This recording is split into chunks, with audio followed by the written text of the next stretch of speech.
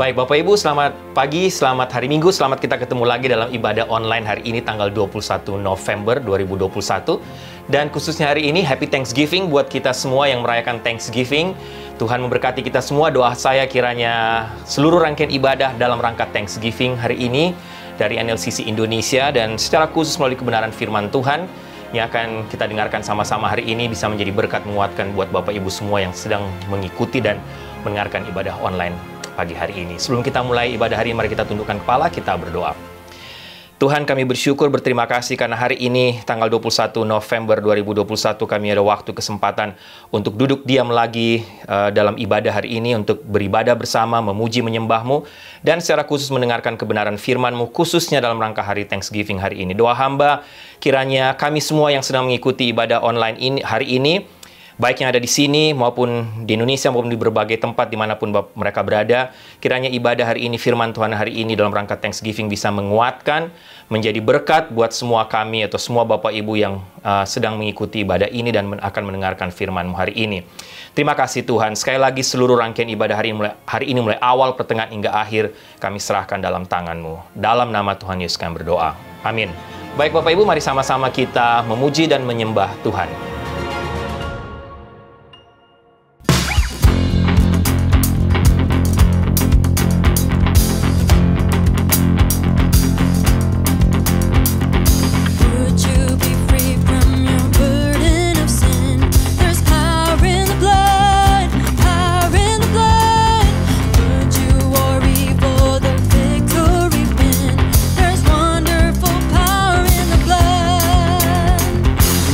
You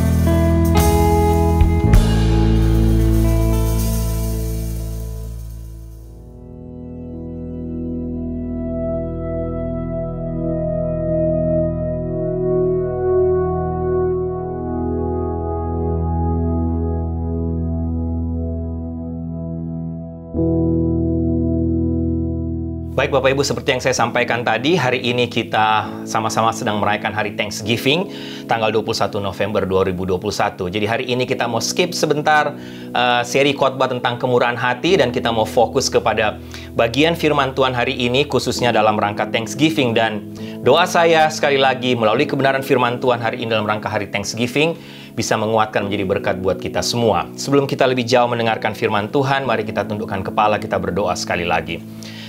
Tuhan, kami datang lagi kepada Engkau, bersyukur karena Tuhan berikan kami kesempatan lagi untuk duduk diam di sekitar firman-Mu, mendengarkan suara-Mu melalui kebenaran firman-Mu hari ini, secara khusus dalam rangka hari Thanksgiving. Doa hamba kiranya firman Tuhan yang sudah menguatkan menjadi berkat buat hamba dalam rangka hari Thanksgiving hari ini yang akan hamba sharekan, juga menjadi berkat menguatkan untuk semua Bapak Ibu yang sedang mendengarkan, yang mengikuti ibadah ini, yang sedang mendengarkan kebenaran firman-Mu. Berfirmanlah, bersabdalah Tuhan, karena kami sudah siap untuk mendengarkan suara-Mu. Urapi hamba yang menyampaikan firman-Mu, supaya hamba menyampaikan dan urapan kekuatan dari Tuhan, dan Tuhan persiapkan hati semua Bapak Ibu yang mendengarkan.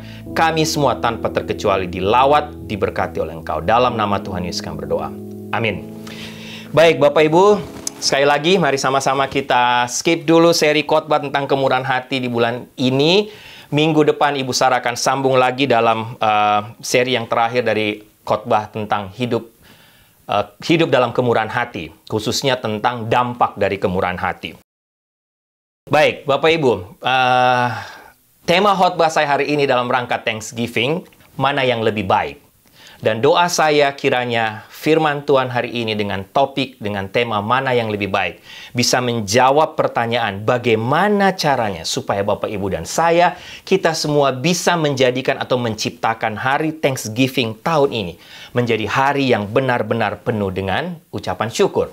Dasar kebenaran firman Tuhan yang akan kita lihat sama-sama yang melandasi bagian firman Tuhan ini, saya ambil dari Amsal pasal 15 ayat 16 sampai 17. Saya baca mulai dari ayat 15, Bapak Ibu. Amsal pasal 15, ayat 15 sampai 17. Demikian firman Tuhan. Hari orang berkesusahan buruk semuanya, tetapi orang yang gembira hatinya selalu berpesta. 16-17. Lebih baik sedikit barang dengan disertai takut akan Tuhan daripada banyak harta dengan disertai kecemasan. Lebih baik sepiring sayur dengan kasih daripada lembu tambun dengan kebencian. Bapak Ibu, saya rasa saya tidak perlu lagi menjelaskan kepada kita semua, khususnya Bapak Ibu yang sudah lama tinggal di Amerika, sudah lama hidup di Amerika, saya tidak perlu menjelaskan lagi tentang sejarah dari hari Thanksgiving. Atau saya tidak perlu jelaskan lagi mengapa Amerika sampai memutuskan atau merayakan hari Thanksgiving setiap minggu keempat dalam bulan November. Lepas dari latar belakang dan makna sejarahnya buat negara ini, buat Amerika, Bapak Ibu, saya yakin berbicara soal Thanksgiving, semua orang, semua kita punya pandangan atau makna yang berbeda-beda. Tergantung pengalaman kita masing-masing, tergantung juga usia kita. Ada seorang hamba Tuhan, saya pernah baca, dia pernah menuliskan dan menanyakan kepada cucu-cucunya yang masih kecil-kecil usia antara 2-4 tahun. Dia tanyakan, apa kira-kira arti Thanksgiving menurut kalian? Atau dia katakan, apa yang kalian ucapkan syukur di hari ini? Macam-macam jawaban mereka, Bapak Ibu. Ada yang katakan, oh saya senang, saya bersyukur karena ada apple pie. Saya bersyukur karena ada bananas, karena ada pisang. Saya bersyukur karena ada begitu banyak makanan di atas meja di rumah kita. Bapak Ibu, semua jawaban mereka itu seputar, sangat variasi, tapi semuanya seputar makanan. Bapak Ibu, saya juga sudah sering menceritakan kepada Bapak Ibu, khususnya di NLCC Indonesia, Jemaat NLCC Indonesia, apa arti Thanksgiving bagi kami sekeluarga, bagi saya dan keluarga. Kami selalu merayakan Thanksgiving tiap tahun, Bapak Ibu, dalam rangka, atau kami jadikan hari Thanksgiving itu satu hari di mana kami atau saya dan Ibu Sarah mengingatkan kepada anak-anak lagi bagaimana Tuhan membawa kami ke sini tahun 2005 yang lalu.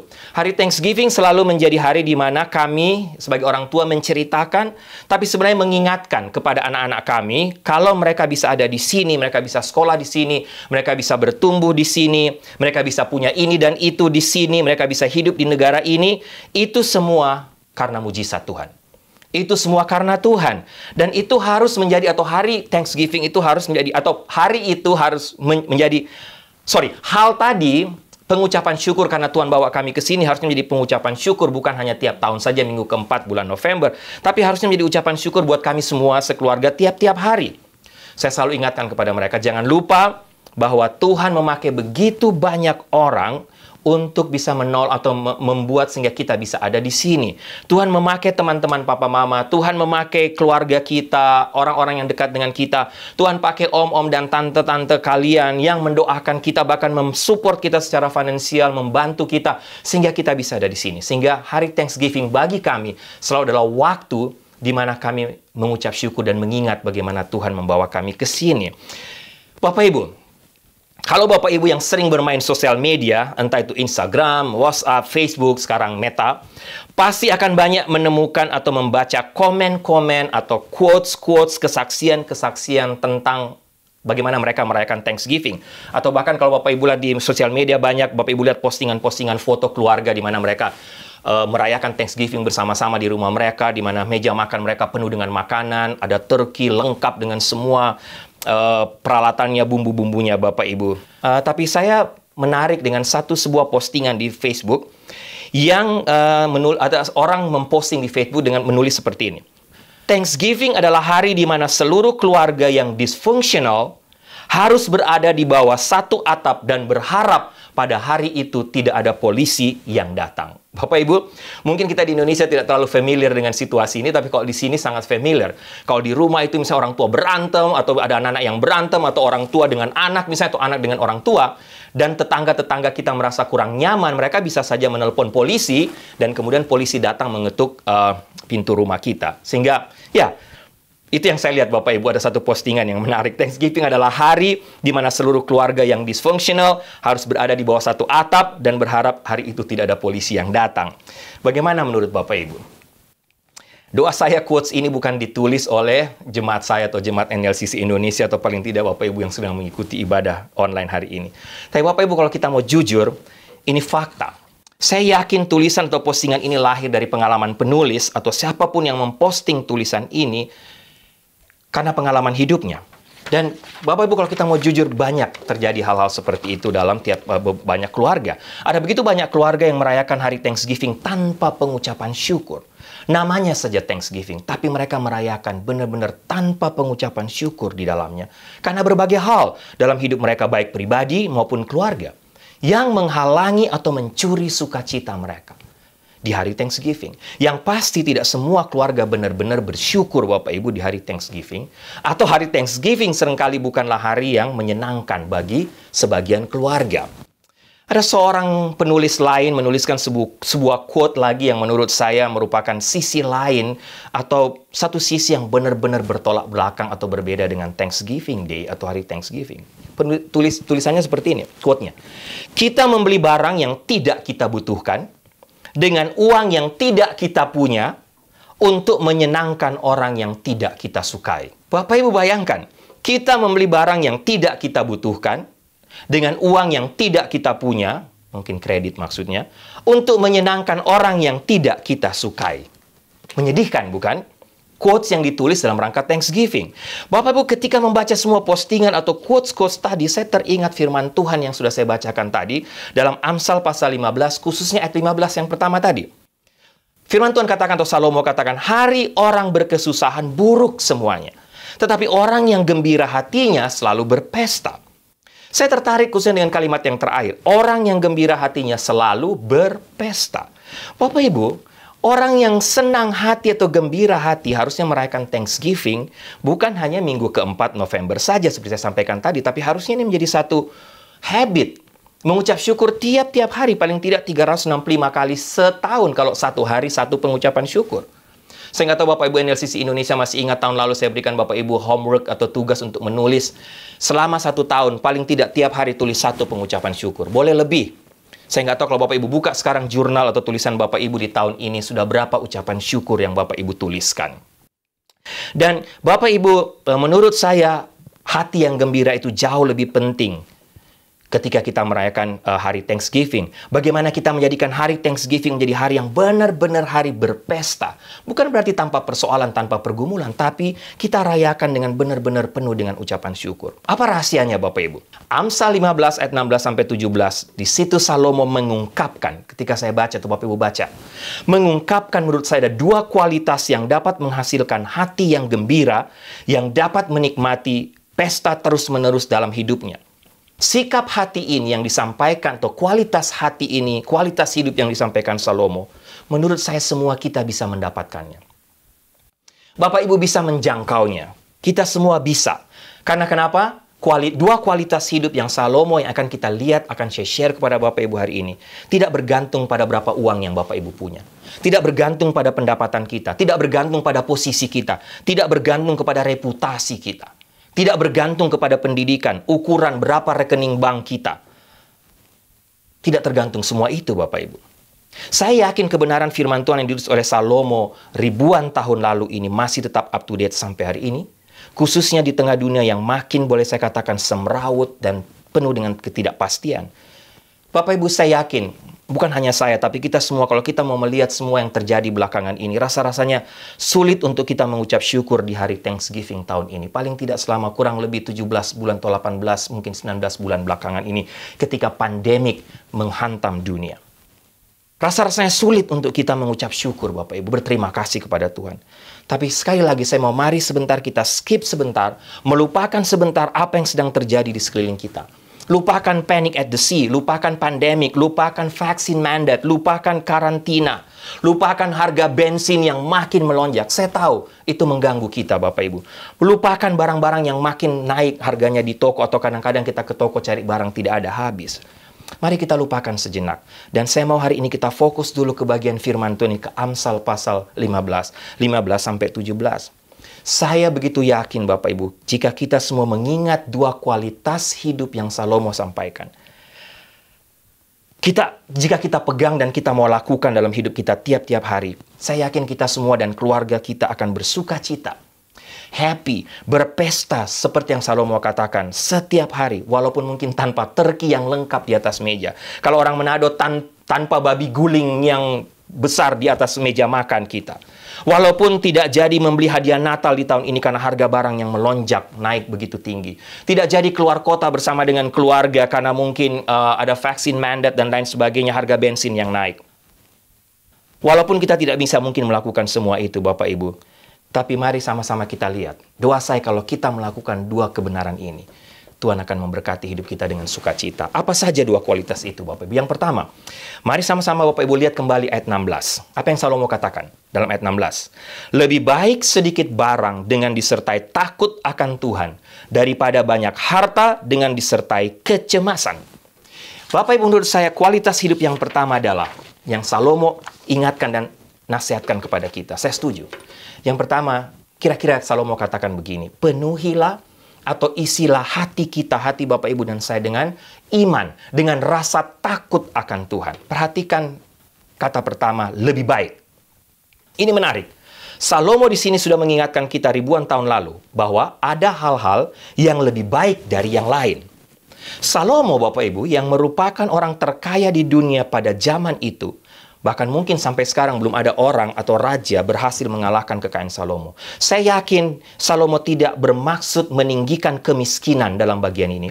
Seolah-olah kemiskinan lebih baik dari kekayaan. Atau saya yakin Salomo di sini sedang tidak mengatakan bahwa menjadi miskin itu jauh lebih baik, hidup menderita itu lebih baik. Saya rasa bukan, sama sekali bukan. Selain Salomo sendiri orang kaya, Bapak Ibu, saya mendapatkan bahwa melalui bagian ini Salomo sebenarnya sedang mengingatkan kepada kita beberapa hal penting yang patut kita renungkan. Bukan masalah mana yang lebih baik, miskin lebih baik daripada kaya. Tapi Bapak Ibu, yang pertama, Salomo sedang mengingatkan tentang sebuah kenyataan. Kenyataannya memang begitu. Ada begitu banyak orang miskin, Bapak Ibu, ini bukan soal bicara mana yang lebih baik. Tapi ada begitu banyak orang miskin yang ingin menjadi kaya jika mereka punya kesempatan saja. Dan banyak dari mereka bekerja berjam-jam untuk mencoba menjadi kaya. Mereka bekerja siang dan malam untuk mencapai goal itu, bahkan seringkali menurut saya rela mengorbankan hal-hal yang jauh-jauh lebih penting. Bahkan ada juga orang yang sudah punya, sudah cukup, bahkan saya boleh katakan sudah kaya, tapi masih terus berjuang untuk lebih lagi, sehingga mengorbankan hal yang penting. Dan ini sudah ada sejak dulu, Bapak Ibu, makanya Salomo sudah menuliskannya. Selalu ada lebih banyak orang miskin daripada orang kaya. Saya nggak tahu, Bapak Ibu, kenapa. Tapi kesenjangan ini sudah sejak zaman dahulu kala. Tidak peduli negara apa, bagaimana para pemerintah atau politisi mencoba mendistribusikan kekayaan kepada rakyat secara adil. Tapi kalau Bapak Ibu mau jujur, betul kan? Mau di mana? Di Amerika, atau di Indonesia, di mana saja, Bapak Ibu, tetap aja orang yang miskin lebih banyak daripada orang yang kaya. Benar nggak, Bapak Ibu? Itu yang pertama, Salomo ingin membuat sebuah kenyataan. Ada banyak orang-orang yang miskin yang memang mencoba untuk menjadi kaya dan rela mengorbankan yang lain. Yang kedua, kata-kata Salomo ini menurut saya sedang mengingatkan kita bahwa kekayaan bukanlah obat yang paling ampuh. Meskipun benar, kita semua membutuhkan uang, tanpa uang sepertinya kita tidak bisa berbuat apa-apa. Salomo juga katakan hampir hal yang sama dalam Pengkhotbah pasal 10 ayat 19. Dia katakan lebih baik memiliki sedikit uang daripada tidak sama sekali. Artinya uang juga penting. Dan benar, orang yang punya banyak uang, atau boleh kita katakan orang kaya, mereka memiliki rumah yang lebih besar dari kita yang tidak kaya. Perabotan mereka jauh lebih baik, lebih bagus. Asuransi kesehatan mereka, asuransi yang sangat mahal dan sangat baik, Bapak Ibu. Tapi jangan lupa, satu hal juga, bahwa kematian juga datang kepada orang kaya. Kematian tidak hanya datang kepada orang miskin. Betul, Bapak Ibu? Orang kaya juga sakit. Orang kaya juga terkena cancer. Orang kaya juga mati akhirnya. Perceraian juga terjadi di kalangan orang kaya, tidak hanya di kalangan orang miskin. Orang kaya juga punya masalah dengan anak-anak mereka, dengan keluarga mereka. Banyak yang mereka punya pergumulan yang sangat berat dengan anak-anak mereka. Sehingga Bapak Ibu Salomo mengingatkan kita bahwa kekayaan bukan segalanya, bukan obat yang paling manjur. Yang ketiga menurut saya dalam poin ini dalam ayat 16, Salomo sedang mengingatkan. Ingat, kekayaan hanya memberikan perlindungan terbatas di dunia ini. Kekayaan tidak dapat mengimbangi atau membayar hancurnya sebuah pernikahan. Kekayaan tidak dapat menggantikan hati yang hancur dari orang tua yang anak-anaknya bermasalah. Bahkan ada yang anak-anaknya sampai harus masuk dalam penjara karena drugs, obat-obatan, dan lain sebagainya. Berapapun asuransi atau social security yang mungkin didapatkan, saya yakin tidak dapat menggantikan sebuah kematian secara mendadak dari orang-orang yang sangat kita cintai. Berapapun asuransi yang kita dapatkan, berapapun social security yang kita dapatkan. Coba kita jujur, sanggupkah menggantikan semua itu? Bapak Ibu, saya membaca tentang seorang laki-laki kaya yang anaknya secara mendadak meninggal dalam sebuah kecelakaan pesawat udara. Bapak ini atau laki-laki kaya ini satu waktu diminta untuk memberikan kesaksian dan apa yang dia katakan menarik, Bapak Ibu. Dia katakan begini, begitu Anda kehilangan putra Anda atau anak Anda mengetahui bahwa tidak ada yang namanya uang serius. Hidup dan mati itulah yang serius, uang tidak serius. Menarik ya Bapak Ibu. Sehingga mana yang lebih baik, mana yang kita pilih Bapak Ibu dalam bagian yang pertama. Jika Bapak Ibu atau kita semua harus memilih antara kekayaan dan takut akan Tuhan, marilah kita memilih yang terakhir. Iman, takut akan Tuhan, rasa takut akan Tuhan.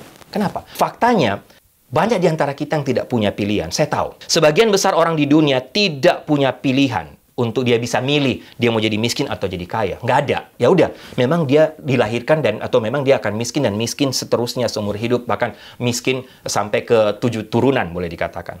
Kita tidak bisa memilih, saya ngerti, kalau kaya dan miskin. Tapi untuk hidup takut Tuhan, hidup atau memenuhi hati kita dengan iman, dengan rasa takut akan Tuhan, hidup bergantung kepada Tuhan, Bapak Ibu dan saya bisa pilih. Dan Bapak Ibu dan saya semua kita diberikan kesempatan untuk bisa memperolehnya, bisa mendapatkannya. Sekarang tergantung kita mau pilih yang mana, Bapak Ibu. Yang terakhir saya lihat dari bagian poin pertama ini Bapak Ibu, yang keempat Salomo sedang mengingatkan satu hal, jangan lupa kaya itu relatif. Memang akan lebih baik jika kita hidup dengan punya atap di atas kepala kita tentunya untuk berlindung, maksudnya kita punya rumah atau at least apartemen atau kos-kosan lah, yang penting kita tidak kena hujan, tidak kena dingin, tidak kena panas. Apalagi kalau punya rumah, ada uang juga di bank, ada makanan di atas meja. Benar? Tentunya kita semua mau seperti itu. Tapi sekali lagi Salomo katakan akan lebih baik jika kita hidup dengan takut akan Tuhan. Di dalam hati kita, jika kita punya rasa takut kepada Tuhan. Salomo tidak meminta mereka yang memiliki lebih untuk merasa bersalah tentang apa yang mereka punya. Atau Salomo tidak sedang membawa kita untuk menyesal, oh kenapa saya menjadi kaya, atau kenapa saya lebih banyak dari yang lain. Bukan. Sekali lagi bukan. Perhatikan kenapa. Karena lihat, di daerah yang miskin pun, atau saya katakan di daerah kumuh, tetap saja ada yang punya lebih banyak, dan ada yang punya lebih sedikit. Ini bukan bicara soal kaya miskin, benar nggak Bapak Ibu? Mau di daerah mana saja, pergi ke daerah kumuh. Mungkin kita katakan itu daerah orang miskin. Tapi di daerah kumuh pun ada yang punya lebih, ada yang punya sedikit. Coba Bapak Ibu lihat di sekeliling kita juga. Selalu ada orang yang ada di depan kita, ada orang yang ada di belakang kita, ada orang yang bersama-sama dengan kita. Betul Bapak Ibu? Tidak semuanya sama. Sehingga kaya atau kaya itu relatif Bapak Ibu. Apalagi kalau bicara soal kepuasan dengan kekayaan. Semua kita pasti mau lebih. Seseorang tidak perlu merasa menyesal menurut saya memiliki lebih dari orang lain. Tidak perlu menyesal kalau dia masuk dalam kategori orang kaya. Itu yang saya belajar dari kata-kata Salomo. Tetapi poinnya adalah betapa bodohnya jika saya berpikir bahwa saya kaya ini karena memang saya pantas untuk mendapatkan apa yang saya punya. Atau bahwa saya entah bagaimana, saya lebih baik daripada orang yang memiliki lebih sedikit daripada saya. Bapak Ibu, ini berbahaya. Lebih baik hidup dalam kemiskinan dan mengenal Tuhan, kata Salomo, daripada menjadi orang terkaya di dunia ini, tapi berpikir bahwa dia bisa melakukannya, dia bisa mendapatkan kekayaan itu. Karena apa? Kekuatannya sendiri. Karena memang kemampuan dirinya sendiri. Saya yakin Bapak Ibu, orang-orang seperti ini atau orang kaya seperti ini akhirnya satu waktu nanti menemukan bahwa kekayaan yang dia punya itu seperti burung yang punya sayap. Sewaktu-waktu bisa terbang jauh. Atau nanti satu waktu dia berpikir, dia mendapatkan bahwa kekayaan itu seperti uap yang sewaktu-waktu bisa saja menghilang.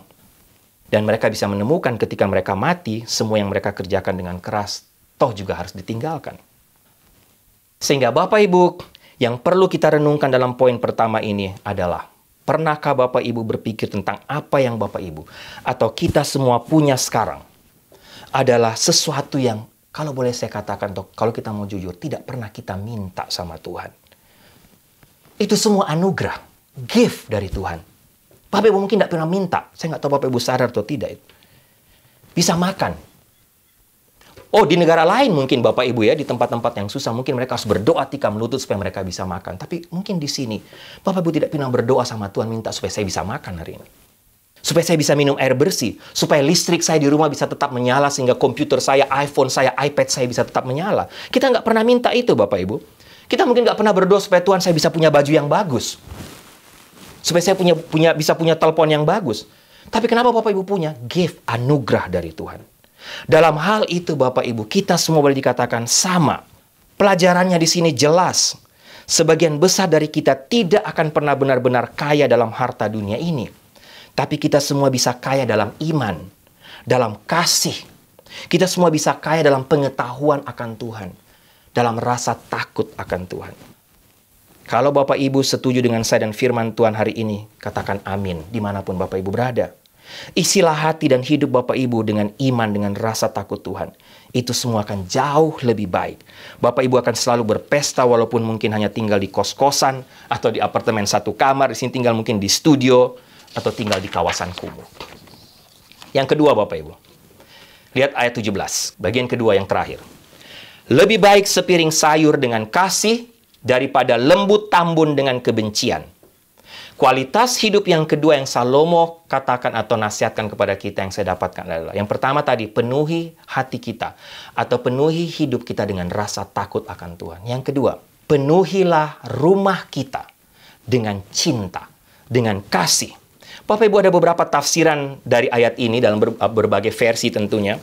CEB katakan, lebih baik makan sayuran dengan cinta daripada makan anak sapi gemuk dengan kebencian. Bahasa Inggris kontemporer katakan, makan sederhana dengan cinta lebih baik daripada berpesta tapi bersama kebencian. ERV, lebih baik makan sedikit tapi dengan cinta daripada makan banyak tapi dengan kebencian. Seorang hamba Tuhan mencoba menuliskan ayat ini seperti ini. Lebih baik kerak roti dibagikan dengan rasa cinta, atau sisa-sisa atau kerak roti dibagikan dengan cinta daripada iga domba atau steak sapi yang dibagikan dengan kebencian. Saya coba bikin versi saya sendiri Bapak Ibu, untuk Ricky Lomban version. Bahasanya seperti ini. Lebih baik nasi goreng mama atau Ibu Sarah yang dimasak di rumah dengan cinta daripada steak Morton restoran atau steak Outback yang diberikan dengan kebencian. Lebih baik makan bakso abang-abang yang dibuat Ibu Jenny minggu lalu, tapi yang diberikan dengan rasa cinta daripada makan steak salmon dari Parker Lighthouse. Gimana menurut Bapak Ibu? Semua versi terjemahan tadi sebenarnya intinya sama. Bapak Ibu bisa bikin versi Bapak Ibu masing-masing. Semua mau mengatakan kepada kita bahwa pesta yang paling meriah dan termewah di dunia, sekalipun pasti akan hancur dan menjadi tidak ada artinya jika orang-orang yang duduk di meja, yang ada di rumah itu saling membenci satu dengan yang lain.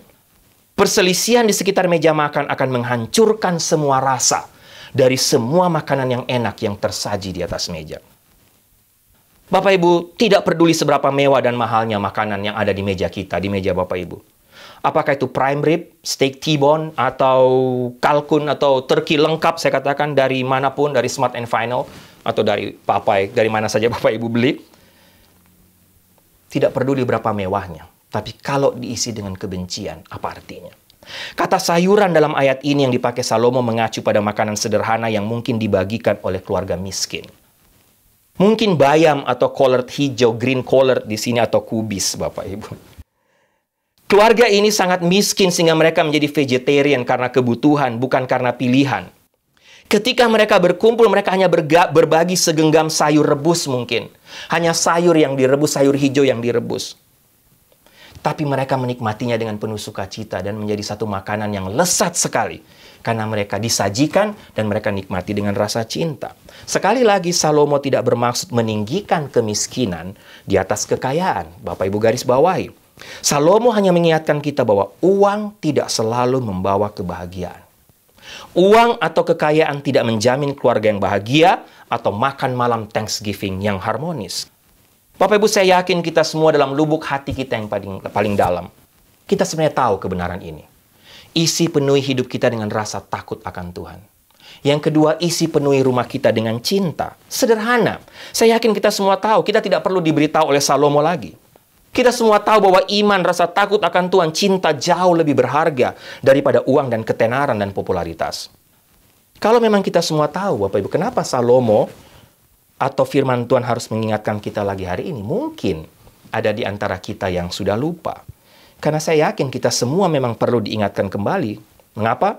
Karena kita seringkali harus akui, Bapak Ibu. Kita terbuai, bahkan kadang tanpa sadar tertipu dengan segala tawaran dunia ini. Dengan segala keindahannya.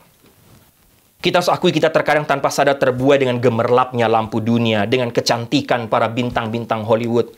Kita terpancing dengan segala promosi dan janji dari iklan-iklan dunia ini, yang ternyata hanya berhenti pada janji kosong belaka. Kita terpancing dengan janji tentang kehidupan yang lebih baik yang berada di seberang sana, yang tidak pernah bisa kita gapai.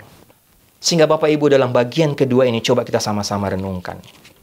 Sekaligus menutup bagian firman Tuhan di hari Thanksgiving ini. Belakangan ini, coba renungkan, pikirkan. Mengapa ada begitu banyak orang yang terkenal dan sukses, yang kaya, tapi akhirnya jatuh dalam perselingkuhan yang akhirnya membuat heboh di dunia media. Kejatuhan mereka diketahui semua orang karena memang diberitakan di seluruh sosial media dan news. Pertanyaannya, kenapa orang kaya, orang sukses, akhirnya mereka bisa hancur, hidup mereka bisa hancur karena hal seperti tadi? Apakah mereka bodoh? Saya yakin mereka bukan orang bodoh, Bapak Ibu. Banyak di antara mereka orang yang smart. Mereka mungkin termasuk orang yang jenius. Tapi kenapa mereka bisa jatuh? Satu kata saja, terbuai. Tertipu. Akal sehat mereka hilang ketika mereka dibuai dengan dunia dan segala janjinya tentang kekayaan dan kenikmatan. Tapi apa? Tanpa rasa takut Tuhan. Tanpa cinta lagi. Dengan kata lain, kita tidak perlu menjadi, Bapak Ibu, kalau saya pakai bahasa saya, tidak perlu menjadi jenderal berbintang 4 atau menjadi ahli bom untuk meledakkan hidup kita, untuk meledakkan karier kita, untuk meledakkan pernikahan kita dan rumah tangga kita. Lihat Raja Daud. Jatuh dengan Batseba. Siapa itu Daud? Anak Tuhan, pilihan Tuhan, Raja Israel paling terkenal dengan ratusan talenta mungkin, punya jabatan, dipuji oleh semua orang, semua rakyat, semua bangsa Israel, pahlawan perang Israel. Mungkin boleh dikatakan orang yang termasuk orang yang smart di Israel pada waktu itu. Tapi lihat, Daud jatuh dengan Batseba, dengan dosa yang tidak main-main. Kurang pintar? Saya rasa tidak. Terbuai dan tertipu. Sehingga Bapak Ibu, hati-hati. Mari kita kembali kepada peringatan Salomo. Lebih baik sepiring sayur dengan rasa cinta daripada lembu tambun dengan kebencian. Mari kita aminkan kata-kata ini, tapi juga kita taati kata-kata hikmat dari Salomo ini. Saya mau berdoa Bapak Ibu semua di hari Thanksgiving ini. Saya mau berdoa supaya kita semua bisa mengisi hidup kita, rumah kita, keluarga kita dengan cinta kasih. Silakan Bapak Ibu, kita semua bisa mencari uang, tapi jangan sampai kita kehilangan kasih dari istri, kehilangan kasih dari suami, kehilangan kasih dari anak-anak. Kenapa? Karena kita kehilangan waktu dengan mereka. Sekali lagi, sayur ubi, nasi goreng, Tapi jika dihidangkan dan kita makan nikmati dengan cinta kasih, jauh lebih berarti daripada pergi ke lokasi-lokasi terindah, makan makanan terlesat di restoran-restoran termahal di dunia, tapi dengan kebencian, dengan kemarahan, dengan dendam. Bapak Ibu, Thanksgiving hari ini merupakan hari di mana kita semua harus memilih mana yang lebih baik. Apa arti dari Thanksgiving buat saya dan keluarga saya? Hidup cukup tapi dengan rasa takut kepada Tuhan, atau hidup bergelimang kemewahan tapi dengan ketakutan dan kecemasan? Saya berdoa supaya Bapak bisa memilih dengan tepat. Mari kita tundukkan kepala, kita berdoa. Tuhan, hamba bersyukur untuk kebenaran firman Tuhan hari ini yang sudah terlebih dahulu berbicara menjadi berkat dan menguatkan hamba. Yang sudah hamba sharekan kepada semua Bapak Ibu hari ini di hari Thanksgiving. Doa hamba, kiranya firman Tuhan ini kembali mengingatkan. Kalau ada yang sudah jatuh, bisa menegur, membawa kami semua kembali kepada jalan yang benar. Dan hamba berdoa untuk semua keluarga, kalau hari ini di hari Thanksgiving mereka tidak bisa merayakan Thanksgiving dengan penuh ucapan syukur, hamba berdoa untuk mereka, buat keluarga mereka. Tuhan, capailah mereka, hadirlah di tengah rumah tangga mereka. Dan hamba berdoa supaya hari ini mereka bisa kembali kepada Tuhan, mereka bisa dibawa kembali kepada track yang benar, bisa mengisi hidup hati mereka, keluarga mereka dengan takut Tuhan, dan juga bisa mengisi rumah mereka dengan rasa cinta. Terima kasih untuk firman-Mu, mengembalikan segala pujian, hormat, kemuliaan hanya bagi Engkau. Dalam nama Tuhan Yesus kami berdoa. Amin.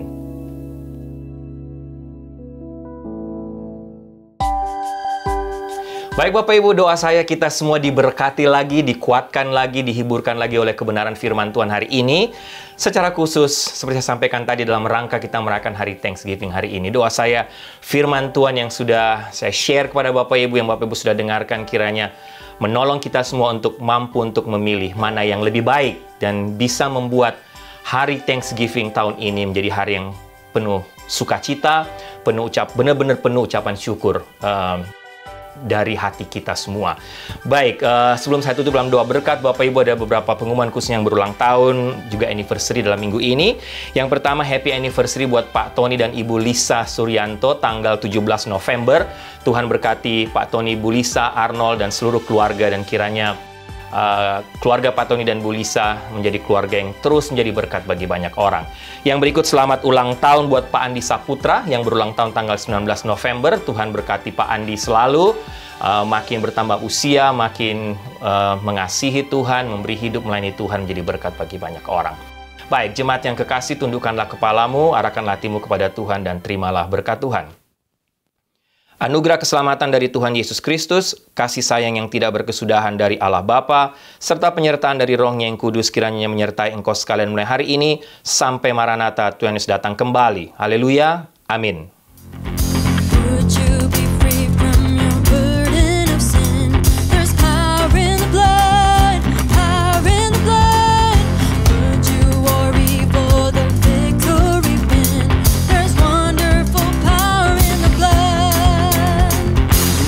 You